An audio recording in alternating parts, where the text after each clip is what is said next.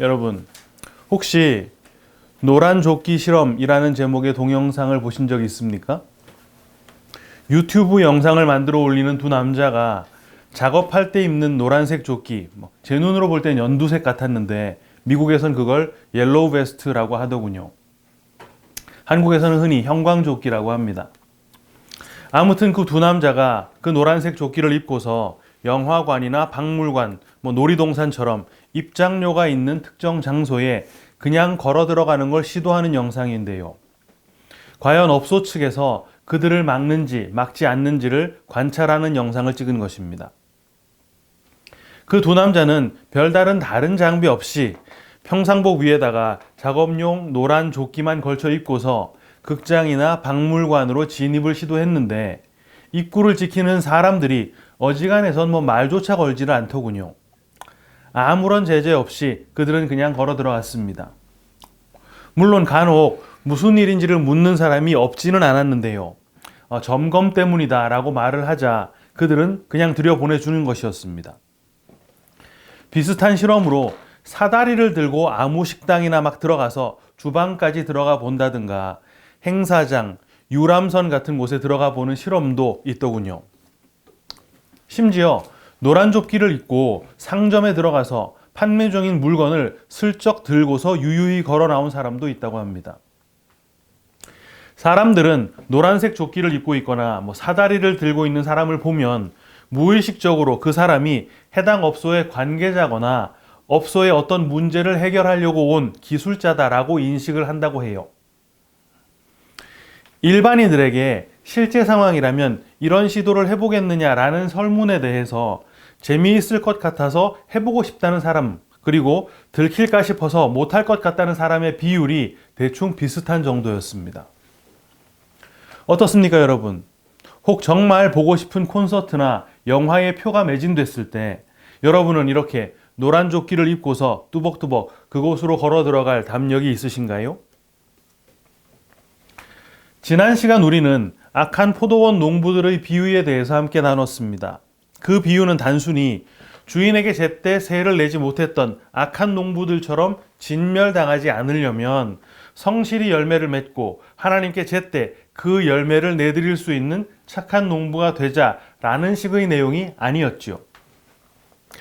그 비유는 하나님께 드려질 열매를 길러내는데 최초로 투입되었던 율법이란 것이 단 하나의 열매도 거둬들이지 못했고 그 결과 하나님께 드려졌어야 할 소출을 전혀 드리지 못했다라는 것과 그런 이유로 하나님께 드려질 열매를 맺을 수 있는 두 번째의 것 뭐였습니까? 사랑, 다른 말로는 은혜였지요. 바로 은혜라고 하는 농부에게 포도원을 맡기게 된다라는 내용이었습니다. 그리고 그렇게 농부가 바뀌게 되는데 투입된 것 뭐요? 아들의 죽음, 바로 예수의 죽음을 통해 우리가 하나님께 드려질 수 있게 되었다라고 하는 은혜의 내용이 담긴 비유였다라는 걸 우리가 확인한 것입니다. 이제 우리는 마태복음 22장으로 넘어왔는데요. 오늘 본문에는 그 유명한 혼인잔치의 비유가 기록되어 있습니다. 어느 임금이 자기 아들의 혼인잔치를 예비하고 청함받은 자들을 다 불렀지만 그들은 각자의 일이 바빠서 오지 못했다고 하죠. 심지어 그들은 임금이 보낸 종들을 모욕하고 죽이기까지 했다고 합니다. 임금은 군대를 보내서 그들을 다 진멸하고 종들을 내보내면서 길에서 만나는 사람들을 다 데려오라고 했지요. 그렇게 잔치집은 손님으로 가득 차게 되었습니다. 그런데 거기에요, 예복을 안 입은 사람이 하나 있었습니다. 임금은 그 사람에게 예복을 안 입은 이유를 물었는데요. 그는 아무런 대답도 하지 못했고 결국 결박당해 쫓겨나는 것으로 비유가 맺어지게 됩니다. 이 비유가 유명한 만큼 이 비유의 교훈 역시 우리에게 잘 알려져 있지요. 일단 하나님께서 우리를 부르실 때 우리는 그 부르심에 즉각 반응해서 혼인잔치에 꼭 참여하는 자가 되자라는 것과 혹 혼인잔치에 참여했다 하더라도 예복을 안 입고 있으면 쫓겨나게 될 테니까 반드시 그 혼인 예복을 입는 자가 되자라는 것입니다. 그런데 그 혼인 예복 어떻게 입습니까? 계시록 19장 8절 그에게 빛나고 깨끗한 세마포 옷을 입도록 허락하셨으니 이 세마포 옷은 성도들의 옳은 행실이로다 하더라. 네, 그러니까 성도다운 올바른 삶을 통해서 깨끗한 세마포를 입자라는 것이겠지요. 어떻습니까? 귀에 아주 익숙하시지요? 하지만 오늘 이 비유는 당연히 그런 내용일 수가 없습니다. 왜요? 오늘 본문의 시작 부분에 예수께서 다시 비유로 대답하여 이르시되 이렇게 다시라고 언급이 되어 있기 때문이에요. 이게 헬라어 팔린을 번역해 놓은 것인데 실제로 동일한 것을 반복한다라는 뜻입니다. 그러니까 지난주 악한 포도원 농부들의 비유와 오늘 이 혼인잔치의 비유가 동일한 내용이라야 한다라는 말을 하는 것이죠. 그럼 이게 무슨 내용이라야 합니까? 적어도 우리의 옳은 행실을 통해 그 깨끗한 세마포를 입자라는 내용은 아니라야겠지요. 왜? 그건 율법 준행을 통해 구원을 받자는 입장이니까. 그럼 뭐요? 당연히 율법이 기각되고 은혜가 선포되는 내용이라야 한다는 말입니다. 아니 그럼 세마포가 성도의 옳은 행실이다라는 말은 틀린 말이라는 거야? 아니요. 세마포가 성도의 옳은 행실이다라는 말은 성도가 옳은 행실, 즉 율법 준행을 하면 깨끗한 세마포를 입을 자격이 주어진다 이런 말이 아니라 성도가 입고 있는 그 세마포 자체가 바로 옳은 행실이다라는 말을 하는 것입니다. 어렵습니까? 그 깨끗한 세마포의 이름을 옳은 행실이라고 이해하면 간단한데요. 그 세마포를 입고 있는 상태가 바로 옳은 행실을 입고 있는 상태다라는 말입니다. 이해가 되시죠? 그럼 오늘 비유가 과연 어떻게 은혜를 설명하고 있는지를 확인해 보겠습니다. 오늘 비유는 천국이 무엇이냐라는 명제로 시작이 되는데요. 천국은 혼인잔치가 벌어지는 곳이나 그 혼인잔치 자체가 아니라 그 혼인잔치를 베푼 임금이라고 합니다. 그 임금이 누구인지는 두말할 필요가 없겠죠. 당연히 성부 하나님입니다. 하나님이 천국이다라는 거예요. 그런데 임금이 청한 손님들, 다시 말해 천국이신 하나님의 그 초청에 사람들이 응하지 않았다고 하는 것입니다. 심지어 천국이 보낸 종들을 모욕하고 죽였다고도 하지요. 여러분, 그게 가능합니까? 온 우주 가운데 하나님의 소유가 아닌 게 있나요? 없습니다. 모든 것이 다 하나님의 것이죠. 당연히 그 모든 것들은 하나님의 명령에 순종해야 하는 존재라는 말입니다. 그런데 어떻게 그 초대를 거절할 수가 있었다는 걸까요?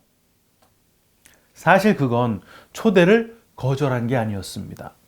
거절하는 장면이 기록된 5절을 보면 이렇게 기록되어 있는데요.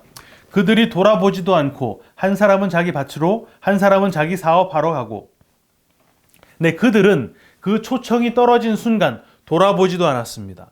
직역을 하면 가볍게 여겼다, 경시 여겼다, 경시했다, 이런 뜻인데 뭔가를 중요하게 생각하고 있었다는 뜻이겠죠.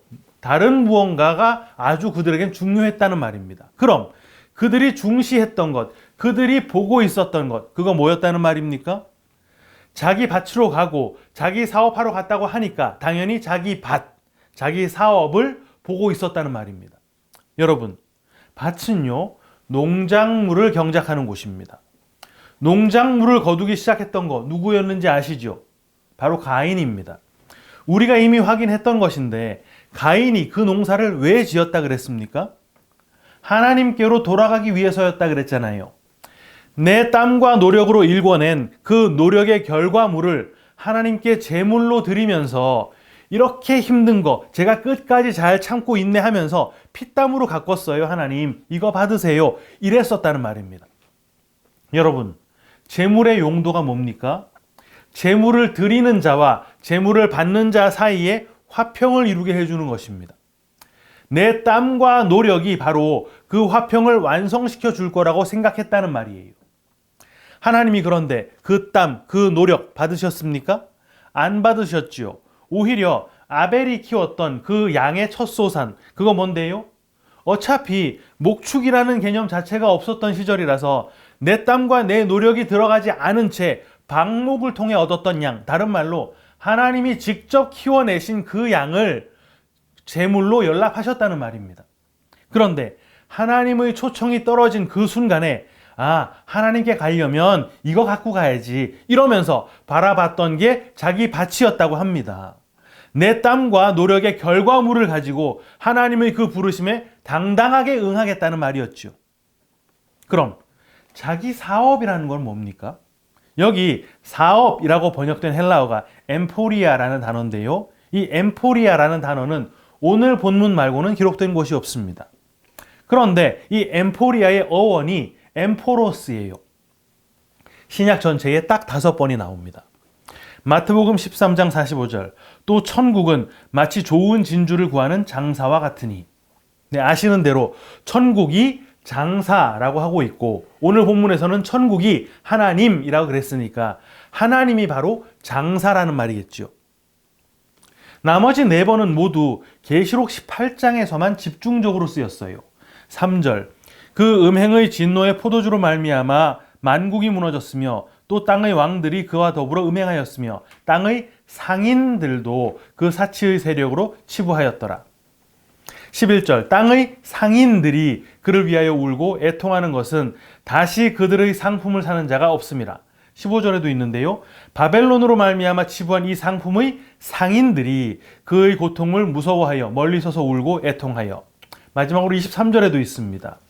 등불빛이 결코 다시 네 안에서 비치지 아니하고 신랑과 신부의 음성이 결코 다시 네 안에서 들리지 아니하리로다. 너의 상인들은 땅의 왕족들이라. 네 복술로 말미암아 만국이 미혹되었도다. 네, 여기 각각 상인이라고 번역된 단어가 똑같은 엠포로스입니다. 여러분, 사업을 하는 목적이 뭡니까? 예전 학창시절에 사회시간에 배우셨죠?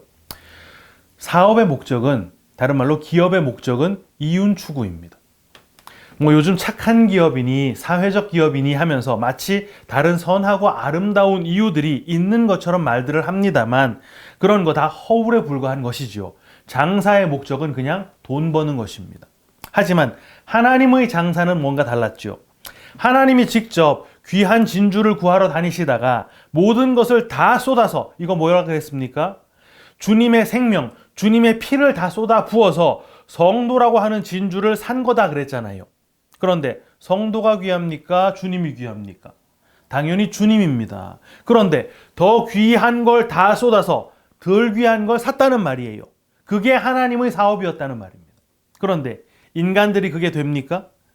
하나님의 흉내를 내면서 장사를 하긴 하는데 그 목적이 자기 이윤 추구밖에 안 되더라는 말이에요. 계시록에서 그 상인들이 그 장사지를 통해 뭘 했다 그랬습니까? 그 사치의 세력으로 치부했다 그랬잖아요. 그 결과가 뭐? 울고 애통하는 것입니다. 왜요? 이제는 더 이상 그들의 상품을 사줄 사람이 아무도 없으니까. 계시록 18장 11절부터 13절 읽어드립니다. 땅의 상인들이 그를 위하여 울고 애통하는 것은 다시 그들의 상품을 사는 자가 없음이라. 그 상품은 금과 은과 보석과 진주와 세마포와 자주 옷감과 비단과 붉은 옷감이요 각종 향목과 각종 상아 그릇이요 값진 나무와 구리와 철과 대리석으로 만든 각종 그릇이요 계피와 향료와 향과 향유와 유향과 포도주와 감람유와 고운 밀가루와 밀이라. 소와 양과 말과 수레와 종들과 사람의 영혼들이라. 그들이 거래했던 거 일일이 다 열거했는데 잘 보세요. 금, 은, 보석이랍니다. 이거 뭡니까? 예수님의 상징이지요. 세마포, 홍포, 비단, 상아그릇, 값진 나무, 철, 대리석, 유향, 포도주, 감람유, 밀 이런 거 다 뭐였습니까? 다 하나하나가 예수님을 모형하고 있었던 것이었잖아요. 결국 제일 마지막에 딱 붙는 거 뭡니까? 사람의 영혼. 원어로는 이게 영혼이 아니라 그냥 푸시케, 혼입니다. 사람의 혼. 하나님의 영, 성령을 받지 못한 상태, 그게 혼의 상태였다 그랬지요. 그거 죽은 상태라 그랬습니다. 그 죽은 상태에서 하나님의 흉내, 다시 말해 스스로 하나님인 척 하기 위해 하나님의 것처럼 보이는 것들을 마구 거래하는 거예요. 그들이 거래한 모든 물품들이 하나하나 다 접속사 카이로 연결이 되어 있습니다. 그거 뭐라 그랬습니까? 동격 접속사라 그랬지요. 그들이 사업의 주체가 돼서 거래했던 금, 은, 보석, 진주, 소, 양, 종 이런 모든 게 다 사람의 혼, 죽은 거였다는 말을 하는 것입니다. 그 죽은 거, 죽은 상품을 사줄 자가 없어요. 왜? 그거 원래 진짜 장사하시는 하나님께서 야 이거 괜찮네 이러면서 사주셨어야 하는데 하나님이 죽은 거 안 받으시거든요. 산재물만 받으십니다. 그런데 사는 유일한 방법 뭐라고요? 성령 받는 거. 그래서 영적 존재가 되는 거, 영이 되는 거. 그때 그걸 하나님이 산재물로 인정해 주시고 그걸 받으신다 그랬잖아요. 하나님의 초청이 떨어졌는데 그 초청에 응하겠다고 하는 자들이 자기 밭에서 그 더러운 땀과 노력 다 쏟아내면서 자기 사업에서 그 죽은 상품들을 마구 거래하면서 그것들을 손에 꽉 붙들고 하나님께 가면 될 거라고 인간적으로는 제법 기특하고 갸륵한 생각을 했었다는 말입니다. 누가? 율법의 매인자들이. 임금이 그들을 어떻게 합니까? 군대를 보내서 그들을 진멸해 버립니다. 왜요? 혼인잔치는 임금이 홀로 준비를 모두 다 완료해 두었기 때문입니다. 4절, 오늘 본문 4절인데요. 다시 다른 종들을 보내며 이르되 청한 사람들에게 이르기를 내가 오찬을 준비하되. 누가 준비했다고요? 내가, 하나님께서 준비하셨습니다. 나의 소와 살진 짐승을 잡고 모든 것을 갖추었으니 혼인잔치에 오소서 하라 하였더니. 뭐 준비했습니까? 나의 소. 얼마나 준비했다고요? 모든 것. 나의 소 뭡니까? 예수님이잖아요. 그 예수가 잡혀 죽은 것을 통해서 이제 모든 것은 다 준비되었다는 말입니다. 죄인들이 쏟아낸 그 땀, 그 정성, 그 노력 그런 거 필요 없다는 말이에요. 임금은 이제 다시 종들을 내보내는데 어디로 보냈습니까? 길로 보냈죠. 길 뭡니까? 요한복음 14장 6절 예수께서 이르시되 내가 곧 길이요 진리요 생명이니 나로 말미암지 않고는 아버지께로 올 자가 없느니라. 그 길 위에 있는 자들, 그런데 어떤 자들입니까? 본문 10절 종들이 길에 나가 악한 자나 선한 자나 만나는 대로 모두 데려오니 혼인잔치에 손님들이 가득한지라. 선한 자만입니까? 아니죠. 악한 자나 선한 자나 만나는 대로 모두 다입니다. 그 길 위에 있었던 자들 하나도 빠짐없이 다 데려왔던 거예요. 그럼 데려옴을 당하는 그 조건에 그들의 선함이나 그들의 악함이 포함된다는 말입니까? 아니요. 그거와는 무관하게 그 길 위에 있었다면 데려오는 것입니다. 그럼 그 예복은 누가 주는데요? 임금이 모든 것을 준비했다고 했지 않습니까? 그 예복은 천국이신 임금 하나님이 직접 준비해 주신 것입니다. 아까 그 예복, 그 세마포 뭐라 그랬습니까? 옳은 행실이라 그랬지요.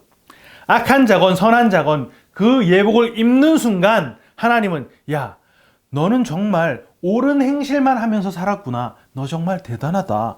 이렇게 봐주신다는 말입니다. 그걸 바울이 이렇게 표현하기도 했죠. 갈라디아서 3장 25절부터 27절 믿음이 온 후로는 우리가 초등교사 아래에 있지 아니하도다. 너희가 다 믿음으로 말미암아 그리스도 예수 안에서 하나님의 아들이 되었으니 누구든지 그리스도와 합하기 위하여 세례를 받은 자는 그리스도로 옷 입었느니라. 하나님의 택하심을 받아서 그리스도로 옷을 입은 사랑하는 키퍼스 처치 성도 여러분, 자격 따져서 사업의 실적을 따져서 노력의 정도 일일이 체크해서 그 옷 우리에게 입혀줄게 하셨다면 우리는 여전히 헐벗은 자일 수밖에 없었을 텐데 오직 은혜로 오직 믿음으로 우리가 그 옷을 입게 된 것입니다. 그런데도 우리 본성이 여전히 남아서 여전히 그 옷 위에다가 율법의 덧칠을 하고 싶은 욕망이 마구 솟구치곤 하지요. 내가 좀 더 노력하고 더 애쓰고 더 땀 흘려서 그 수고한 결과물을 하나님께서 갸륵하게 가상하게 기특하게 봐주실 것만 같은 생각이 듭니다. 그래서 우리는 자꾸 내 스스로의 자격과 업적을 갖추려는 노력을 하게 되는 거예요. 왜 그렇습니까? 내 스스로가 나를 잘 알거든요. 노란 조끼를 입고는 있지만 내 실체는 관계자도 아니고 기술자도 아니라는 거 내 스스로가 잘 알고 있다는 말입니다. 하나님이 지금 당장이라도 나에게 야, 너 참 뻔뻔하다. 그리스도로 옷 입었다고 네 실체를 내가 모를 것 같아? 이러실 것 같거든요. 하지만 그때 우리는 우리 마음을 다 잡는 것입니다. 아니지. 이 잔치는 하나님이 홀로 준비하신 것이지. 내 땀, 내 노력, 내 공로 이런 거 섞이지 않게 이 옳은 행실, 이 예복, 이 세마포 밖으로 내 손가락 하나도 내밀지 말고 그리스도라고 하는 이 옷 안에서 주와 하나됨을 찬양하며 살아야지. 불안함은 어떡하냐고요? 여러분, 걱정하지 마십시오. 그 옷이 우리에게 입혀지는 순간 그 옷은 우리와 하나가 되는 것입니다. 벗겨질래야 벗겨질 수 없는 그 옷에 내가 연합이 되는 거예요.